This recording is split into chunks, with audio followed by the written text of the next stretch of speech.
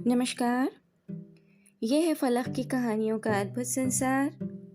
किस्सा कहानी, कहानियाँ जिनमें हम ज़माने के साथ साथ खुद को भी लिखते हैं। मैं हूँ किशोर अंजुम और लेकर आई हूँ आपके लिए आज अपनी ही लिखी एक रचना, दांव। उफ, कितना सारा काम है, कमर अकड़ गई। श्रीमती मेहरा ने माथे से पसीना पोंछने के बाद इधर उधर नजर दौड़ाई और गेट के बाहर आ गई। दोपहर का वक्त था। गली में कुछ लोगों की आवाजाही चालू थी।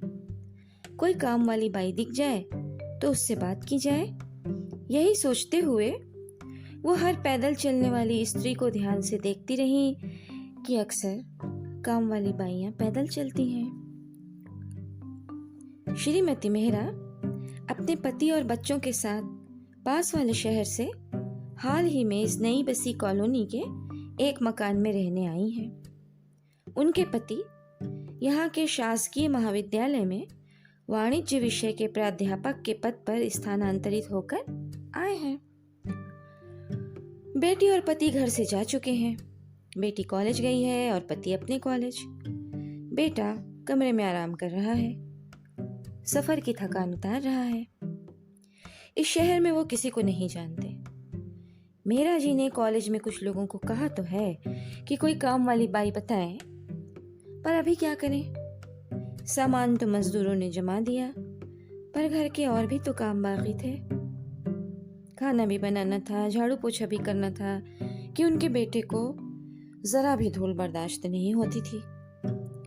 आस पड़ोस में ज्यादातर पति पत्नी नौकरी पेशा थे। उनके मकान से 10-12 मकान छोड़कर कुछ परिवारों की महिलाएं गृहिणी थी। श्रीमती मेहरा का इरादा था कि उनके पास जाके काम वाली बाई के बारे में पता करें, पर इतनी व्यस्तता रही कि यह संभव ही नहीं हो पाया था। गेट पर खड़े खड़े उनकी नजर एक जोड़े पर गई। शायद पति पत्नी थे। कपड़ों से समझ में नहीं आ रहा था कि श्रमिक हैं या नहीं। ठीक ठाक कपड़ों में थे दोनों। पुरुष ने साइकिल पकड़ी हुई थी जिसमें 2 झोले लटक रहे थे। उन्हें देखकर वे दोनों उनके पास आए। नमस्ते मैडम, उन्होंने श्रीमती मेहरा को अभिवादन किया। नमस्ते, उन्होंने जवाब दिया। आप शायद नए आए हैं यहाँ? पुरुष ने पूछा। बस, श्रीमती मेहरा चालू हो गई। हाँ, हम 2 दिन पहले ही इस मकान में रहने आए हैं। साहब और बेटी तो कॉलेज चले गए, मैं और मेरा बेटा ही हैं अभी घर पर। काम वाली ढूंढने यहाँ खड़ी हूँ, कोई बाई हो तो बताओ। एक सांस में उन्होंने अपनी व्यथा बता दी। पुरुष ने सिर हिलाया। अच्छा, साहब क्या काम करते हैं? पढ़ाते हैं कॉलेज में, बेटी भी कॉलेज में पढ़ती है। बेटे की शिक्षा पूरी हो गई है, अभी वो घर में आराम कर रहा है, सफर से थक गया है ना। श्रीमती मेहरा आदत के मुताबिक धारा प्रवाह बोलती रही। पुरुष ने अपने साथ की स्त्री को देखा, कुछ इशारा किया और श्रीमती मेहरा से कहा, मैडम, मैं पास ही की कॉलोनी में चौकीदार हूँ। ये मेरी बहन है, इसका नाम सोना है। मैं दुकालू चौकीदार हूँ।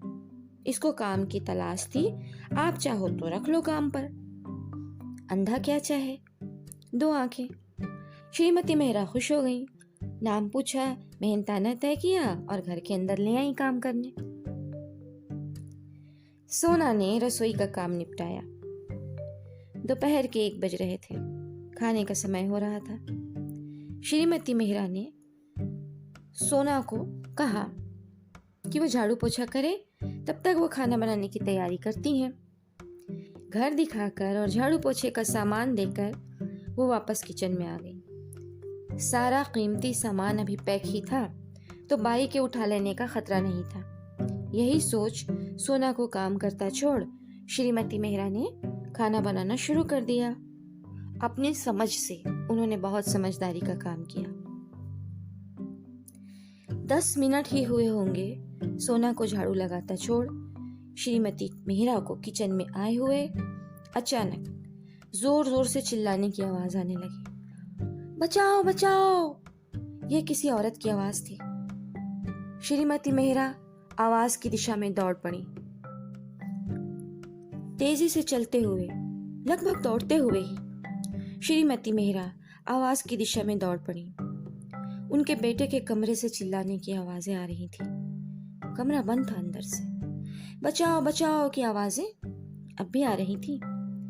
कमरे के अंदर से पटकने और घसीटने की भी आवाज आ रही थी। कभी कमरे के दरवाजे को अंदर से पीटा भी जा रहा था। चीख पुकार सुनकर सोना का भाई भी गेट के अंदर आ गया। घर के प्रवेश द्वार के बाद ड्राइंग रूम था।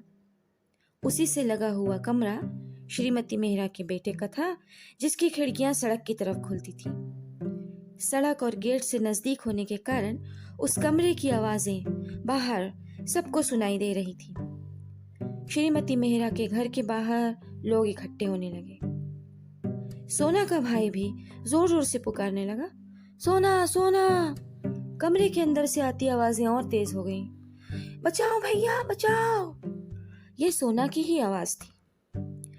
कुछ और लोग भी गेट के अंदर आ गए। श्रीमती मेहरा कुछ समझ नहीं पा रही थी। अवाक सी स्थिति को देख रही थी। उनको समझ नहीं आ रहा था कि अंदर हो क्या रहा है। तब तक काफी लोग इकट्ठा हो गए थे। कुछ लोग अंदर के कमरे के दरवाजे तक आ गए और मामला समझने की कोशिश होने लगी। सोना का भाई, जिसने अपना नाम दुकालू चौकीदार बताया था, जोर जोर से बोलने लगा, अंदर से मेरी बहन की आवाज आ रही है, किसी मुसीबत में है। मैडम ये किसका कमरा है, अंदर कौन है? घबराई से श्रीमती मेहरा सफाई देने लगी। ये मेरे बेटे का कमरा है, वो अंदर सो रहा था। मैंने सोना को कहा भी था कि सब कमरों में सफाई करते इस कमरे की सफाई मेरे सामने करना। पता नहीं वो यहाँ क्यों चली आई।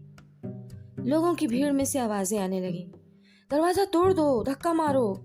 श्रीमती मेहरा चिल्लाती रही, नहीं नहीं दरवाजा मत तोड़ो, मैं कमरे की चाबी लाती हूँ। अब तक बहुत भीड़ इकट्ठी हो गई थी। सब एक दूसरे से पूछकर माजरा समझने की कोशिश कर रहे थे।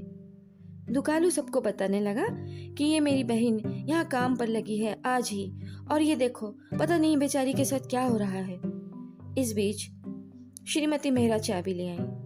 आते वक्त उन्होंने अपने पति प्रोफेसर साहब को भी फोन कर दिया था। दुकालू ने तेजी से उनके हाथ से चाबी छीन ली और दरवाजे का ताला खोलने लगा, पर अंदर से सिटकिनी भी बंद थी। दरवाजा नहीं खुला। कमरे के अंदर से अभी भी चीखने पुकारने की आवाजें आ रही थी।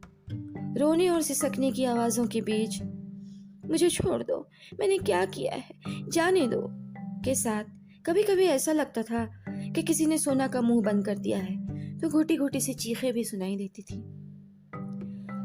अरे धक्का दो दरवाजे को, लोगों में से किसी ने चीख कर कहा। श्रीमती मेहरा कुछ कहने की कोशिश कर रही थी, पर शोरोगुल में उनकी आवाज दब गई।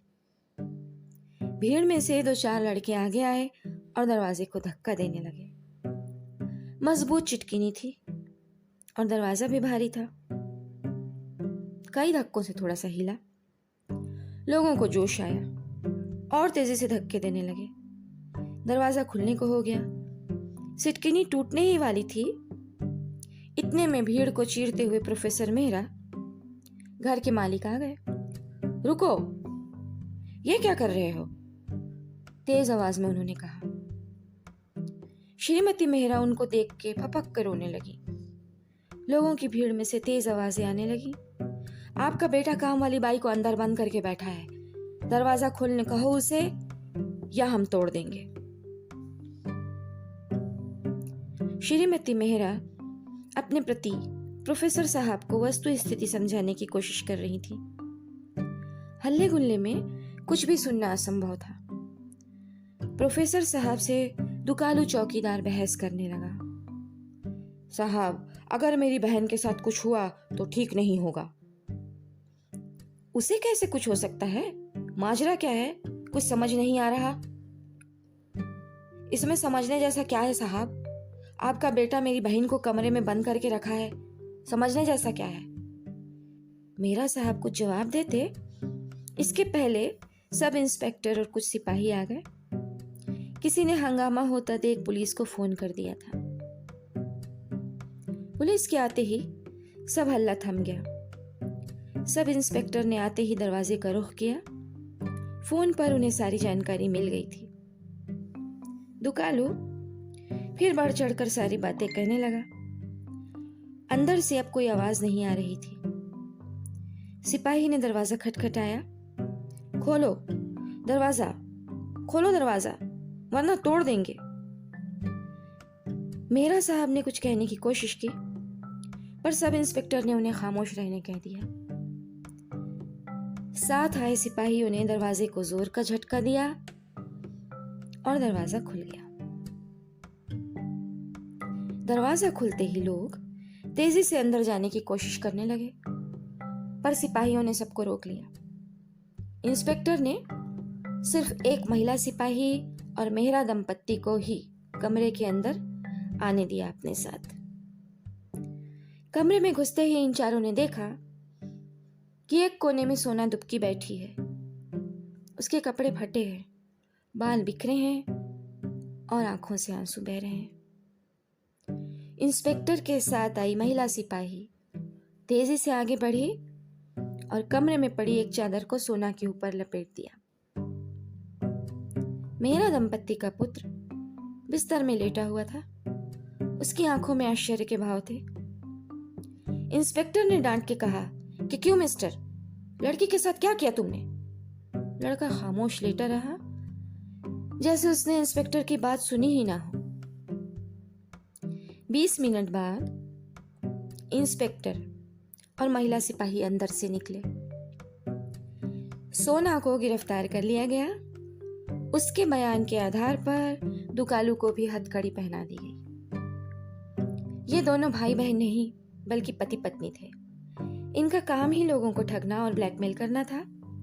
दिन भर शहर की नई बनी कॉलोनियों में दोनों घूमते और शिकार ढूंढते। अकेले घर पर इनकी खास निगाहें रहती।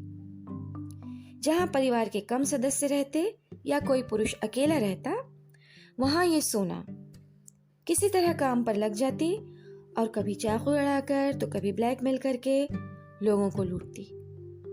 इस काम में दुकालू भी उसका साथ देता। आज भी श्रीमती मेहरा की जरूरत का इन दोनों ने फायदा उठाया। वो नई आई हैं और उन्हें काम वाली की जरूरत है। ये जानकर उन्हें लगा कि यह घर अगला शिकार हो सकता है। और जब ये पता चला कि अभी घर में सिर्फ माँ बेटा हैं और बेटा अपनी पढ़ाई पूरी कर चुका है, मतलब जवान है, यही सोचकर दोनों को अपनी साजिश को अंजाम देने बिल्कुल सही मौका लगा। आंखों ही आंखों में सोना और दुकालू अपने इरादे तय कर चुके थे। जैसे ही श्रीमती मेहरा रसोई में व्यस्त हुई, सोना उनके बेटे के कमरे में घुस गई। खुद ही दरवाजा अंदर से बंद करने के बाद अपने हाथों से अपने कपड़े फाड़कर चीखने चिल्लाने लगी।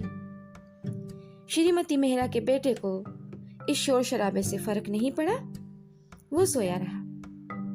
सोना भी कुछ मिनट के बाद ये सोचने पर मजबूर हो गई कि ये लड़का आखिर इतने हल्ले में भी उठ क्यों नहीं रहा है। सोना ने श्रीमती मेहरा के बेटे के चेहरे को जब अपने नाखूनों से खरोंचा, तब उसकी नींद खुली। तब तक सोना ये समझ नहीं पाई थी कि श्रीमती मेहरा का बेटा मूक बधिर है, जो एक दुर्घटना में कमर के निचले हिस्से की संवेदना खो चुका है।